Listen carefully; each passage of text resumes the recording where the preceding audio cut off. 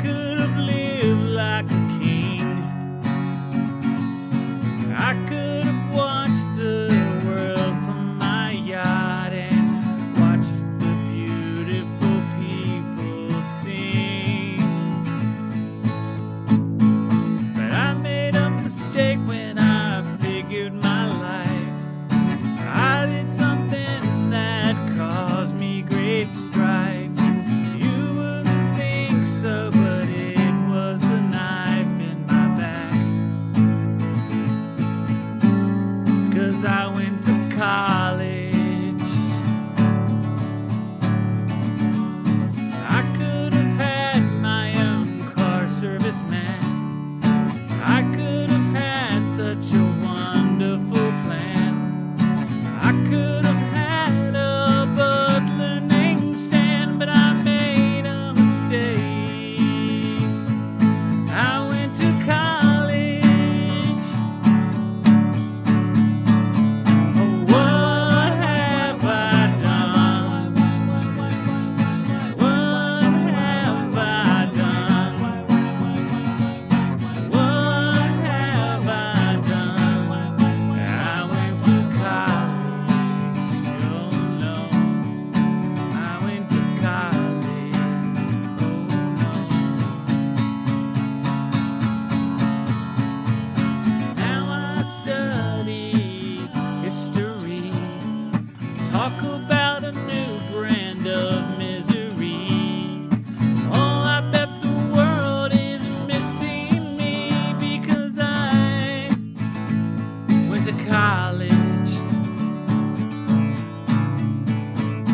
Beautiful women with long blonde hair, fawning over me like they just don't care. Could have been my life, and now I'm nowhere because I went to college. Oh, what have I done? What have I done? Oh, what have I done? What have I done? What have I done? I went to college. Why? I went to college. A great college. My guidance counselor owes me one. She owes me one.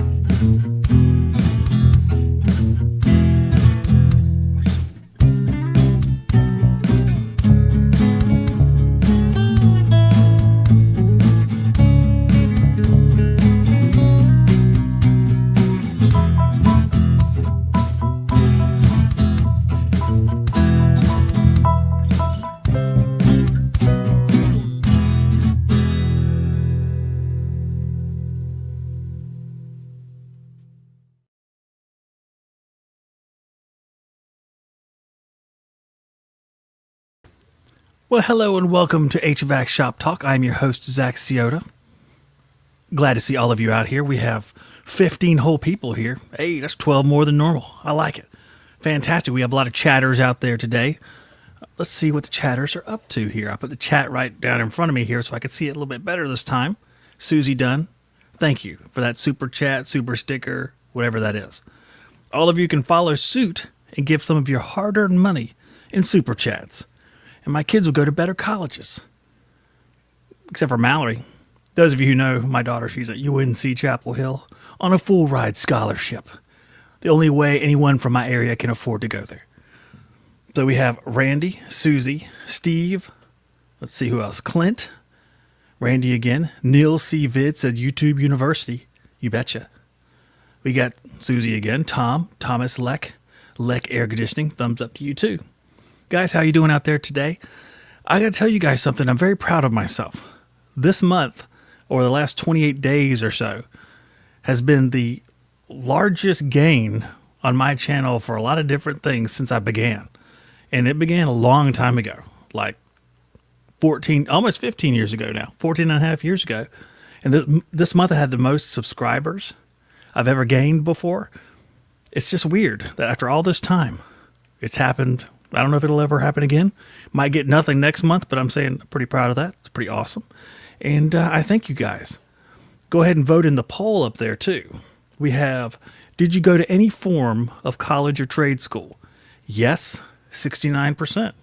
I actually went to college for a year myself at UNCW. That's the University of North Carolina, not at Chapel Hill, but at Wilmington. And they're equal in no way whatsoever. And then 31% said no, they didn't go to college or trade school. That's okay. Guys, we're going to talk about some fun stuff tonight. Not just how good the channel's doing, because that might be fleeting. It'll be fleeting because it can't last forever, but I'm pretty proud of this month. I could shut my phone off because I was looking at it. We could actually hit 40,000 subscribers before the show on Sunday. If that happens, we're going to have some fun. Already we're kind of askew because, and I'll tell you why. I told you guys I'd tell you why. We usually have skilled trade up on Wednesday night, but we're switching it to Sunday night because obviously this night is a holdover from Sunday night. My shop, which is a place where I love to be with all my tools and stuff down there, was inundated with a whole bunch of furniture as I unloaded the trailer I use to transport furniture because I redo furniture. Put it in my shop. Of course, it won't fit in there because it's a crap ton. It's a unit of measure. It's a crap ton. So what I did was I actually had to remodel a bunch of stuff and move it around so I'm able to actually work in there and have that stuff in there. And it ended up taking quite a while. So I ended up saying I'm going to postpone the show by one day. Then I said, let's just go ahead and do all the way till Wednesday, the next actual day, because I need some time here to move that stuff around. Let's see. Maybe it's from more frequently posting of content. Yeah, I think it's that. And the using shorts. YouTube shorts are really big right now. Very similar to Instagram, TikTok. They're just those little vertical videos that last usually about 60 seconds or less, but they can go up to 3 minutes. And YouTube really wants people to use those, so I've been trying to use those. And it's really easy to take like a snippet from one of the live streams or a past video and kind of make it into its own little micro content that has a point. Like I did one about lying about R22 when you're a company that says you can no longer charge R22 systems. I did a whole bunch of them. I try to separate a few of them out. With each live stream, I try to break out a few of the main things to talk about and make videos of those things so people can either revisit them or just look at those instead of the entire live stream. And I also do the shorts too. I think it's the shorts, though, that makes the difference. You don't earn much off shorts. It's kind of weird how it all works. I'm trying to embrace the new age here. And I'm I guess I'm an older person now, 45. Older on social media anyway. And it's kind of odd to get used to doing everything like the platform wants you to, basically. Instead of doing what you would naturally do, if you kind of lean into what the platform wants you to do, you're a little bit more successful. So I guess I'm trying to do that. We'll see. If we can make it to 40,000 by Sunday, we have to do something special. We had skilled trade up. We gave away a nice prize. Yellow Jacket said they're sending some prizes for skilled trade up, so maybe that'll be here by the time Sunday rolls around. Okay, what are we talking about tonight? We're talking about, I got all these great slides here. And remember, I'm not a teacher. I'm not your teacher. I'm just like a experienced tech that's giving you my insight on some of these things that lie in between your teachers and technicians. A lot of things that technicians and installers may not be familiar with, but because I'm in a position of being a podcaster, talking to all these guys all these years, all the Bergmans out there, all the Bill Spones, and John Ellis, he's coming to the show for the first time. Never interviewed him. He'll be here on the 17th. So guys like that, they impart a lot of knowledge to me that I never got in the field, so I can now kind of take that and filter it through the eyes of a service tech and kind of give it to you guys. So let's start with the first slide. Boy, it's basic. Return air. Return air is so important. You would say, okay, who cares? But return air is one of the most important measurements you make. The sensible and latent heat content of return air is one of the most important things to the air conditioner because it's going to decide what your measurement is on the other side. It's going to tell you where you should be at compared to where you are at. And we're going to go into a little bit about that. And I don't know if this will be a two-parter or a one-parter or a half-parter. We'll see how long it lasts. And we're going to first go to the first part. It's a little bit complicated, but it's not that complicated. It's enthalpy. Enthalpy, and people bring out all these words, and they say, "Do you know about enthalpy? Do you know about fluid dynamics? Do you know the second law of thermodynamics?" And you're a technician out in the field. You're like, "What are you talking about? I know air conditioners are supposed to cool, heaters supposed to heat. All right. When you say all this other crap, I can't fit it in my brain because I've got to keep a whole bunch of other stuff." I mean, teachers are out there. They know a whole lot of stuff, and they know a whole lot of words. But service technicians have to keep a whole lot of stuff in their mind that teachers don't. All those little idiosyncrasies of different machines, all the little, hey, this train unit does this, watch out for this. Hey, don't forget about this because you're going to see one of these Goodman units and all the panels fall off when you take the top off. Goodman. Stuff like that. We have a lot of information like that we have to keep in our heads, and you can't always fit every single bit of scholastic knowledge in there, especially when you're not applying it all the time. It kind of goes... It's not because we're not the smartest teachers. I don't believe that one bit. I just believe there's different things you focus on. And it's good to have those guys around to educate us on some of those things that we don't really think about every day in the field, but we maybe need to think about more often. So enthalpy is one of those things. And basically, it's all the heat or total heat that's in the air. It's made up of two parts. Now, don't think too much about it. Just think about the total amount of heat in the air, both latent and sensible. Don't even worry about it because you're saying the part of enthalpy I can't get my head around is BTUs per pound. I think it's BTUs per pound of dry air, but let's not even think about that. We don't even want to think about anything like that because we're not going to go into anything about how many pounds of air are going through the system. Bring Bergman on to talk about that. We just want to keep it simple so we can understand what we're measuring, where it should be. Hey, Steve says, I can just use MeasureQuick. Hey, that's exactly right. MeasureQuick takes a lot of this stuff and puts it right there on the screen for you. Because not a lot of instrumentation measures enthalpy directly. You have to make sure, I think the field piece, I can't remember what that little thing is called, the PRH2, little pin-style hygrometer, I think it does enthalpy. And maybe the UEI DTH35. I don't recall for sure. But having something that measures enthalpy is really nice. And if you have one of these apps, sometimes it'll do the calculations for you, but I still think you should know what it is it's doing so you can recognize it even without the app. And like a quick check, you'll be like, oh, something's not right here. Let me get out my app. See, Dimitri says no less than 20-degree split. Hey, we're going to talk about that in a minute. So we're talking about enthalpy, total heat, sensible and latent. And you're like, okay, well, what's sensible and latent then? So we're going to talk about sensible heat. Just think about that as the number on the thermostat. When you say it's 74 inside, now it's 76, that's a change in sensible heat. Pretty simple, pretty easy to understand. But what about latent heat? Well, latent heat's the heat energy used during the change of state, like liquid to gas. When things change into different forms of matter, now it's starting to sound like science. That's latent heat. So all that dehumidifying, that's what it's basically, I think of it as. Latent load is associated with dehumidification. When you're sending air across an evaporator, water's condensing on the evaporator because that air is cooling and no longer can hold the water that it's actually holding when it passes through the evaporator. It condenses, flows down the drain. Dehumidification takes place. The energy it needs to do that is its latent capacity. It's got to use latent capacity to change that air or get the water out of the air. So the more humid your air is, the more capacity it needs in the latent category. So think about that. It's sensible, the number on the thermostat. And then you have latent.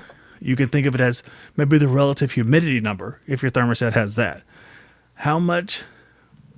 I like it. My daughter's actually calling me now. Does she know I have a job? Doesn't my daughter know? I'm going to have to double click that. Call somebody else, dear. to pick you up from work. Daddy's earning money on the internet. So you have these two heats that you combine to total heat. Now, certain environments, they don't have as much humidity, so you don't require as much latent capacity. And the temperature split swings based on how much capacity you need. So if we go to latent and sensible split, it's going to be the amount of AC capacity that it takes to address each load type. And typically there's a split. If you're in a really dry environment, you might be 90% sensible, 10% latent. And it could drop down lower and lower based on how much humidity is in the air. Whenever I go to the beach, or when I did go to the beach, look, and now my daughter's FaceTiming me. Here, let's have some fun with her.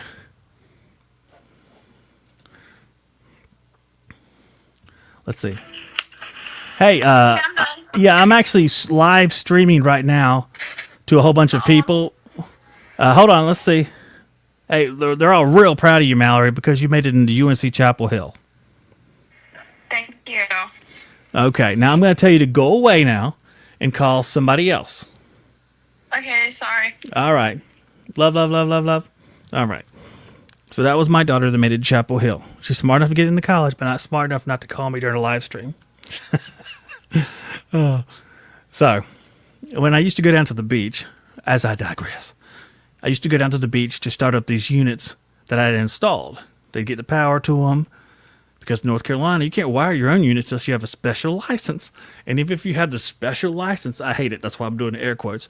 Even if you have your special license, you can't change breakers and stuff, which to me is stupid. But government is in general rather stupid. That's why we're not using that R22 anymore that we love so much. Well, when I go down to the beach, it's extremely humid in the houses.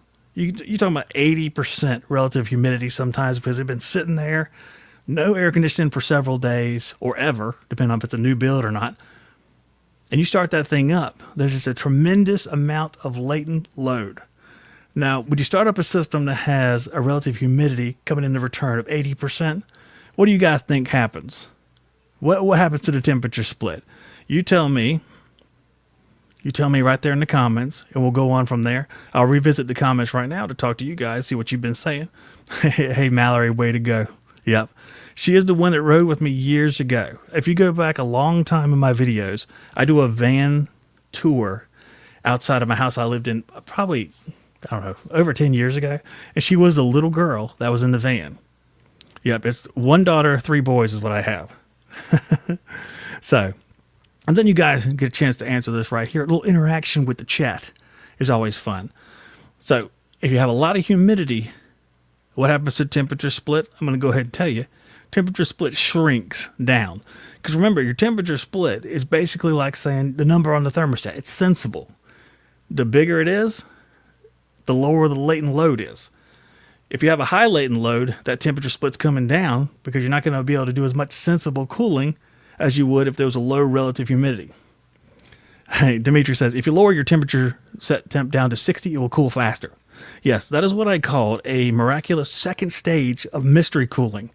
That's what the homeowners would unlock. They would go to their thermostats. Let's say all the refrigerant leaked out of their, let's say it's a Goodman system. All the refrigerant leaked out of their Goodman system, which is super hard to believe. And they have to get the cooling back on. So you turn it down to 60 and unlocks a secret second stage of air conditioning. And then they're good to go. That's what they believe anyway. That's what all homeowners believe. Just jack it down and all of a sudden there's a guy in the air conditioner who goes, all right, turn on the other half of the air conditioner. No, unfortunately no, especially for Goodman. It's all leaked out. It doesn't matter. No cooling's happening today, sir. So our temperature split's getting smaller and smaller. Is basically, I'm coming back now. I don't want to trash Goodman for too long. A high temperature split across the evaporator indicates a higher sensible load and a lower latent load. So that high temperature split means, let's say we have a startup, and it's in a nice spot of the country where it's not humid like it is in North Carolina all summer long, and we have a 50% humidity, and it's 80 degrees at startup.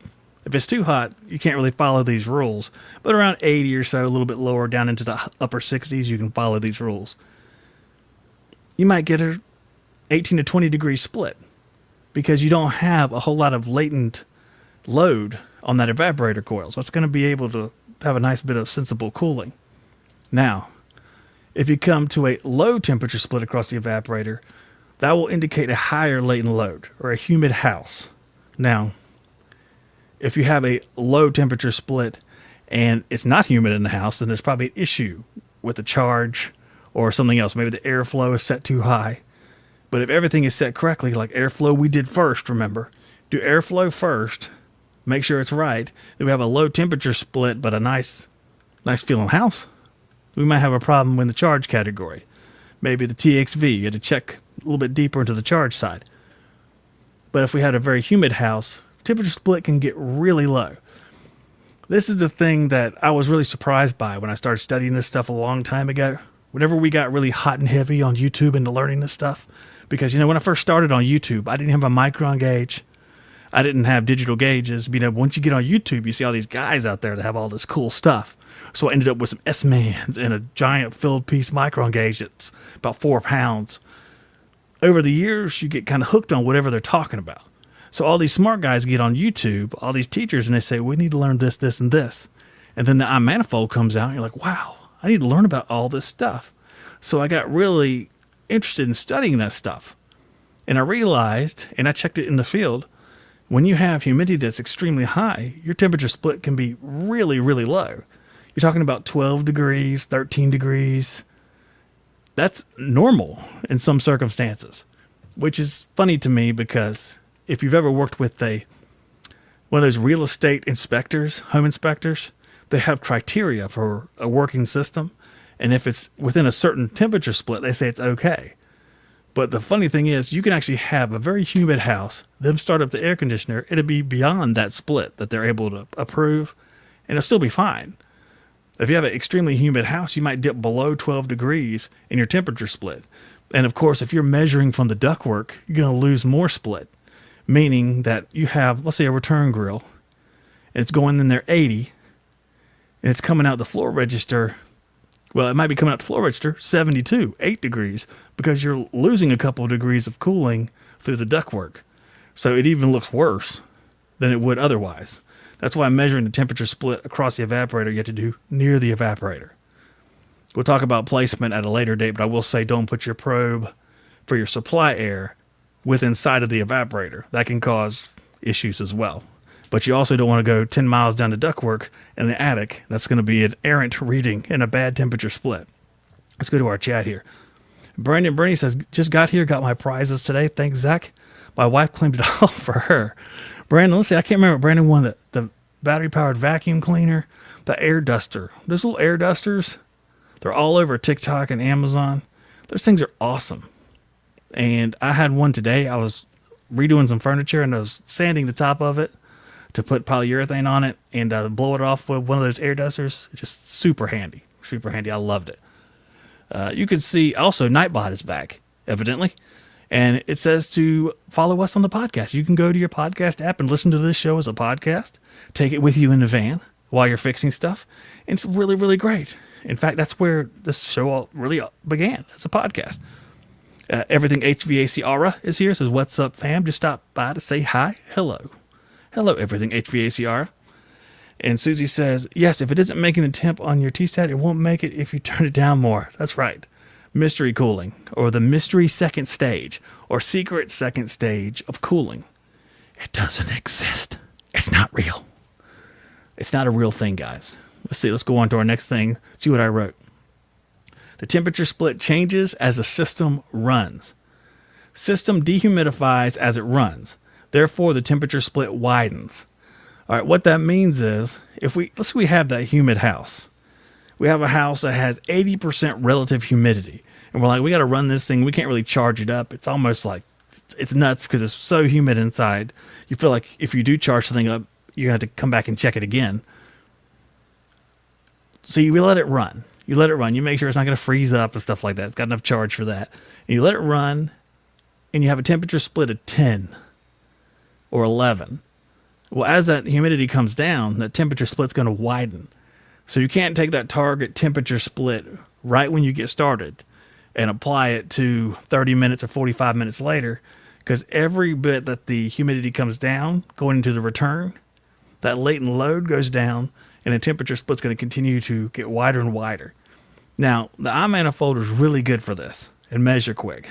Bergman had a really good way of displaying this because it gave you the target temperature split, and you would see it actually change as time went by. Very helpful stuff. Instead of having to measure things over and over again, you could actually have your probes in place, which I think is preferred. HVAC probes are the best. Hygrometer probes on both the supply and return, giving you that constant information. It's perfect. I don't know why anyone would want to do it any other way. I just couldn't imagine why. And then you'll know the entire time what the target temperature split is. But I do have a way that we can do sort of like a rule of thumb. I did this years ago. This isn't exact. So if you don't have those tools, it's not as exact as having those tools, but you can have a rule of thumb in the field that'll kind of help you navigate the situation. This is my temperature split rule of thumb. And it's going to be, like I said, it's not exact, but it'll get you in the ballpark if you don't have the stuff. A temperature split of 20 degrees Fahrenheit plus. Everything we talk about is Fahrenheit here. I'm in America. You're going to have to change it over as you see fit. 20 degrees Fahrenheit plus, you have a relative humidity of under 50%. If you're under 50%, and it's probably closer to 40% for 20 degrees plus, you can get a temperature split of 22, 23, sometimes in extremely dry climate. It doesn't go too far beyond that. But anything 20 degrees plus, you're in a relatively dry house. 60% humidity, plus or minus, 16 to 18 degrees Fahrenheit split. As it gets higher and higher, it starts dropping. 70% humidity, you get 14 to 16, and over 70%, it could be low as 12, even 10. It can be as low as it goes, because the more capacity that goes toward latent, and it will have a ceiling. It'll have a place where it can't go any higher, and you'll just get a little bit of sensible cooling, a little bit of latent cooling until it starts to widen a little bit. But that gives you a rough idea, and I'll put that up on the screen one more time. Just think of it, extremely dry house, 20 degree split, pretty close. 16 to 18 as we get a little bit more humid, 60%. 14 to 16, 70%, and over 70% is going to be pretty small split. That's the kind of split that the home inspector goes, something's wrong here. I'm going to write this house up because something's wrong. And he's just ignorant, and that's just the way it is. I was ignorant for a long time too. Can't really blame him, but it's just the way it goes. Let's go back to the chat really quick one more time, and then we'll take a quick break. Let's see here. The beer can cold roll on old Janitrol never fails. Hey, they tend to run pretty cold anyway, don't they? I have to run a dehumidifier 24/7 this year, but I use water in my garden, so it's a win-win. Well, that's pretty good. That's a sustainable, as people say now. That's a sustainable thing you doing. I never said the word sustainable in my life. You're basically driving a Prius. Let's see. The corner condominium with the parking spot and condensing unit right next to the door. You can sit in your air conditioning truck with MeasureQuick. Yeah, that's right. Being wireless is pretty good. And now these pros have a really, really long distance. It's pretty good. You can get in the car from pretty far away if that's what you're doing. HVAC Residential Basics says 0 degree split when it's frozen over. When it's completely blocked, absolutely. 0 degree split.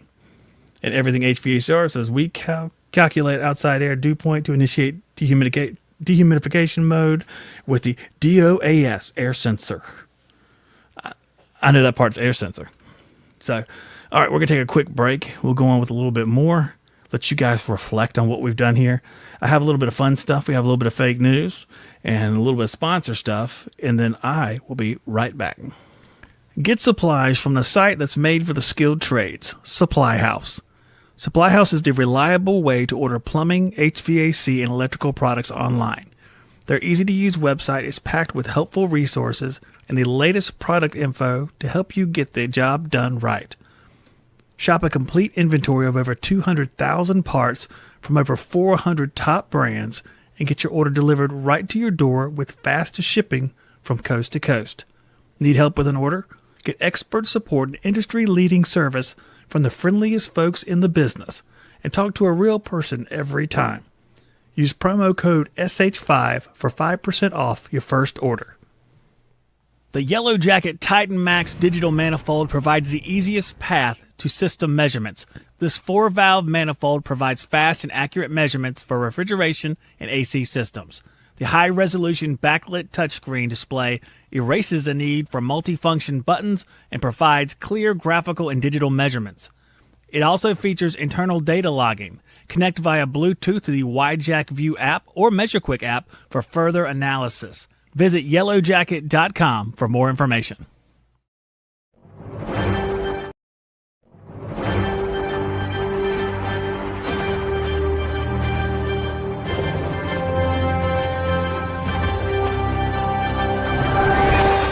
My name is Zack, and this is the HVAC Fake News. Sales University has recently released their brand new highlight sales tactic for the month of July.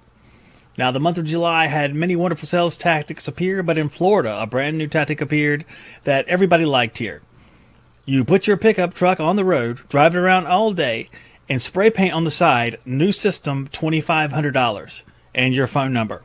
And brand new to rural customers across the nation, we have the new Redneck Zone System. A Redneck Zone System consists of going to Walmart and buying several Medea window air conditioners, putting them in every room of your house, and then sitting in the living room. Whenever you need to change temperature, you can wirelessly do so by telling one of your kids to go to the other room and change the temperature. Those without children have the opportunity to also rent children from Walmart to do that task. There is only a certain amount of children available to be rented, as it will lower iPhone production if too many children are taken away from the factory. Goodman has now introduced a new programmable thermostat that will allow their communicating systems to work for our northern transplants. Many times northern transplants come down to the Floridian area and other parts of the South, and they're aghast at how warm the air is from heat pumps, but not hot. They're used to fossil fuel appliances. Goodman has solved this problem by dialing the CFM back to 200 CFM per ton, taking the head pressure sensors out so that the system is able to run at a higher than normal head pressure to keep that warm temperature that the Northerners love. The downside is the head pressure often reaches to 650 psi, which Goodman says is okay, but not preferable. Recently, at a Women of the Trades meeting, there was a party crasher. A man came in making fun of the women and telling them that men have no weak spots in the trade. He said that women should not be part of the trade because they're the weaker sex and cannot keep up with the men. Again, he taunted, "We don't have any weak spots." It was then that one of the girls, Emily Lang, kicked him in the nuts and said, "I think I found one weak spot." My name is Zack, and that was the HVAC Fake News.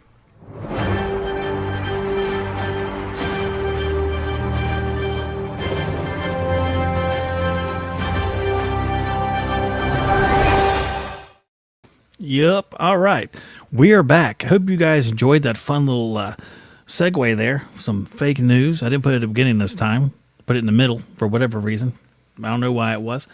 Let's see where we were. I think we were right here talking about temperature split. Let's move on, though, to see if we can get through the rest of it. I don't know if we can really get to the rest of it. We might have to wait till next time, but let's get started. Enthalpy split. Remember, we were talking about a sensible temperature split. We're talking about our 20-degree split. We're talking about the 12-degree when it's humid. That's talking about sensible cooling. That's how much cooling you can do on the sensible side. Then the latent side kind of creeps in there and causes that sensible split to go down because more capacity is needed on that latent side, getting that humidity out of the air. Now, enthalpy split, that's going to be talking about total heat. How much total heat changed from return to supply, how much cooling it took place, how much humidity was taken out of the air or water taken out of the air. They call it grains on a psychometric chart. And if you have a psychometric chart, which is a good idea, enthalpy is that reading that's on the slant on the left side of the chart over there, going all the way up the chart. Basically, you'll get your relative humidity and your sensible temperature, like you have 75 degrees, 50%, and you'll draw that diagonal line right up there to the chart, and that'll give you your enthalpy. My suggestion, because I can't draw on this particular picture right now, just didn't set it up to draw on it, which I should have probably, is get an app or get instrumentation that will measure enthalpy. You can get an app where you can put in the measurements you have. It'll give you the enthalpy, or you can just measure it with whatever instrumentation you have. That's the way I'd go, because that's easier. And if you have one of these wonderful devices, these wireless devices that we all seem to have now. A lot of them will do that for you. So enthalpy split. It's very important because it takes into account both sides of cooling. Theoretically, it's going to be 6.7 when the airflow is correct. Now it's actually like 6.67. But if you have everything aligned perfectly, 6.7 is where it will be with 400 CFM per ton. That's our nominal CFM per ton that we all talk about. Usually it's like we have a 2-ton unit. It's going to be 800 CFM, 3 tons, 1200 CFM. Using that method, 400 CFM per ton, which may or may not be where you end up setting something, the enthalpy split should be 6.7. And if we keep going here, enthalpy split, when the CFM goes down, the enthalpy split will increase. Much like just a regular sensible split, if your CFM goes down, it will start getting larger. That more time it's exposed to the coil allows more heat to be taken out of the air. And where you might have like a 15-degree split, maybe you get a 17 or 18. Another good reason to have Measure Quick, it'll tell you when you're outside the perimeters and your airflow is too low because your split's too high. Enthalpy split is similar. It'll grow too. It's not as large of a number, but it'll get larger as the CFM goes down to a certain extent. So you'll notice the same thing between the two of them. Now we're doing air conditioning capacity. It's really pretty easy stuff. It's an easy equation here. The capacity is a CFM multiplied by delta H, which is the enthalpy split, times 4.5. So basically you measure your CFM. We did that when we first got there. We did that last show. Let's say, and I'll give you an example here in just a second. Actually, let's skip ahead to the example. CFM times delta H times 4.5. 4.5 is a constant. So let's not even worry about that. We don't even care why 4.5 is there. That's a constant. We just got to remember it. Equals our capacity. So if we plug in 800 CFM for a 2-ton system, we multiply it by 6.7, which is our theoretical enthalpy split, what it should be, and multiply by 4.5. You see, it comes out as 2 tons, or 24,120 BTUs. That's why I say it would be like 6.67, because it puts you directly at 2 tons. Now, when you get into the real world here, you're going to notice that there'll be issues with the system. Bad ductwork, bad charge, blocked off airflow, all sorts of stuff. So the airflow may be lower. The enthalpy split may be lower if the system is low in charge. And they may vary quite a bit. And you may get a certain amount of sensible and latent to add up to this number. So this is the total number. It's 24,000. So you'll have a sensible and latent component to it. And you add those together, that's where you get your 24,000. This gives you the total. And it's very important because when you're looking at a system to say, is this thing working correctly? You need to know what capacity it is. First of all, you look on the nameplate. Everybody knows it's like a 036, say it's 3-ton unit. You can do this equation after taking these measurements and then say, okay, well, this 36,000 BTU unit's running at 21,000. So there's definitely a problem. So you get a clear view of there being a problem with the unit. All you have to do is punch in these things or have one of these fantastic devices that will do it for you. And a lot of them will do it, like Measure Quick. I think everybody ought to use something like that. Measure Quick is the best. Hook it up to your stuff. It integrates into so many things. It integrates into Yellow Jacket now, which is pretty cool because they're the sponsor of this show. So no one gets mad when I say that. I was going to say it anyway, so I'm glad no one gets mad. This is great. So let's take a look at another one. The enthalpy split being 2.5 because there's a low charge. The system can't do the amount of cooling it should do. So you have 800 CFM times 2.5 times 4.5. It equals 9,000. So it's way lower. And you can see kind of the effect of that lowering delta H. Remember, delta H is just enthalpy. Enthalpy, don't even worry about anything else, but just knowing that's total heat. That's all it is. It's the total amount of heat. That's it. Sensible plus latent equals enthalpy. There are about 1 million different layers you can go into on this stuff. We could pursue it farther and farther. But for our service technicians in the field, I think you need to stay at a practical level. You got to know when to stop. You can't go in there saying, all right, I need to know how many grains of moisture were removed by this system. Well, no, probably not. Probably you don't need that, but you need to know what the capacity is. You can get the latent and sensible split for the psychometric chart. You can just color in a couple of lines and draw a line, and it will show you the latent and sensible split. Maybe we'll talk about that at a different time. But all this comes from knowing what is in the return air. The return air is the predictor for what the system will do when it's operating properly and the airflow set properly.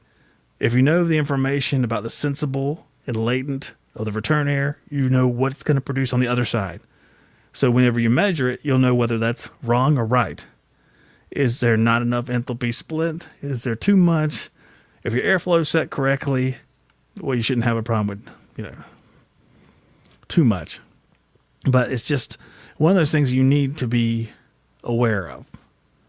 If you go into a house and it's humid, you could go ahead and have it in your mind that your split's not going to be very high. Your measured temperature split.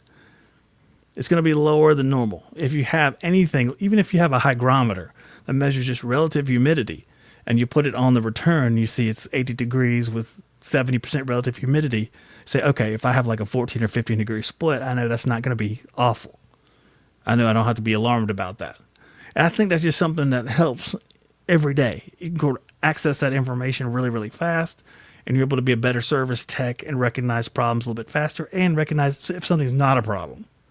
So that's what I want to impart on you guys. That's as much of a teacher as I can be. That's as far as I go. And I think this is where we're going to leave it for tonight as far as the teaching. Everything HVAC says dew point is the same, and effective reading of total heat load. Yeah, dew point is very similar. It's on the same side of the psychometric chart, and it's a very similar measurement. In fact, some of these measurements get kind of confusing after a while, but yes, it's on there too. Randy says, I had one teacher teach us this, and then the next told us that we didn't need all of it because we were just going to change parts and clean stuff. Yeah, well, that may be true. But, I mean, having just a little bit of information on this stuff will go a long way. And it'll help you understand when some of these other talking head people are talking and they're explaining some of these lofty concepts. You can say, all right, well, I get that.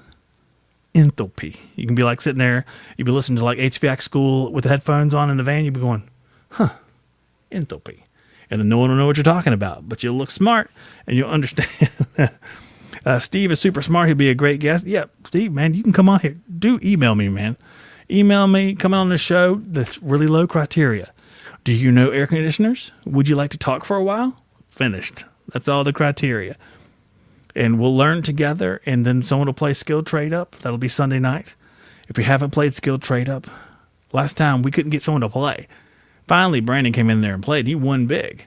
But I said to the guys, I said, hey, I'll put a poll up on YouTube. I said, hey, guys, you know what? Is shaving my beard off going to help someone play Skill Trade Up? Is that a prize on Skill Trade Up? Will someone go, yes, I'll do it now because you look like a homeless person. Or you look like you should be carrying stone tablets down off of Sinai. Hey, that's fine.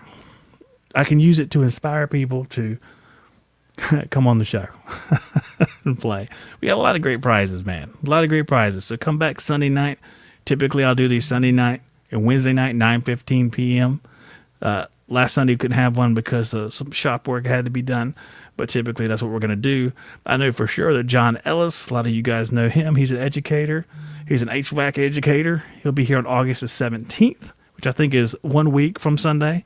So look forward to that. And maybe we can get everything HVACR to come on here. That would be a lot of fun, wouldn't it? So we're going to leave it just like that. You can listen to this as a podcast. It'll be available, if not tonight, then tomorrow morning. There'll be little videos chopped up from this to kind of separate out what I was talking about, the little subjects, and, of course, the YouTube shorts. So YouTube will be happy and will give me subscribers because I got more than I've ever got before. I'm drunk on power now, and I just want to get more and more and more. So come back Sunday, win some prizes. It's a little bit lighter episode because we have some fun. Everything. Okay, he's in. All right, great. Okay, I'm going to get out of here. I want to run through these terms real quick that I had left up on the screen from like 3 weeks ago. It's totally unrelated to this. I'll do it real quickly. It looks like we had a comment. TJ says, is there a fairly simple way for a homeowner to determine the sensible heat ratio? Yeah, it's the same thing. If you get a psychometric chart and you can measure relative humidity and dry bulb temperature, then you can get the sensible heat ratio. Because basically, it's all it is is putting a dot on there for the return air and a dot for the supply air and drawing a line. And then when you draw that line to the edge of the chart, there'll be a reading of a ratio on the edge of the chart. I'll show you guys maybe next time if you remind me, and I remind myself to put it up on the screen so I can draw it. But it's really, really easy to do. But like I said, a lot of these apps, they do it for you. And I know Jim's app will do it for you because I seem to remember using it myself. And that's how I got turned on to a lot of this stuff. But here's our quick terms for this week. I left them up here. I want to delete these slides. Here we go. A 3-day job. That's what management says will be a job that will take 1 day. That's a 3-day job. I got that from my father because my father, every 20-minute thing was really an hour and a half. An engineer is a man who tells you what to do despite never having done it firsthand. We always thought that engineers were just guys that were like theoretical human beings. Freon is all refrigerants. All refrigerants can be called Freon. There may be some disagreement, but I'm telling you here at Shop Talk, you can call all refrigerants Freon. A refrigerant flange is a tool that new guys are sent to find. This is an ancient rite of passage for the trades. When my dad was younger, he worked in bridge building, and he spent an entire morning looking for the cat's claw. It doesn't exist. It's just the way people break in their new people. And sales tech is a single-cell organism that feeds off of the ignorant. Don't be a sales tech, guys. Don't be that guy.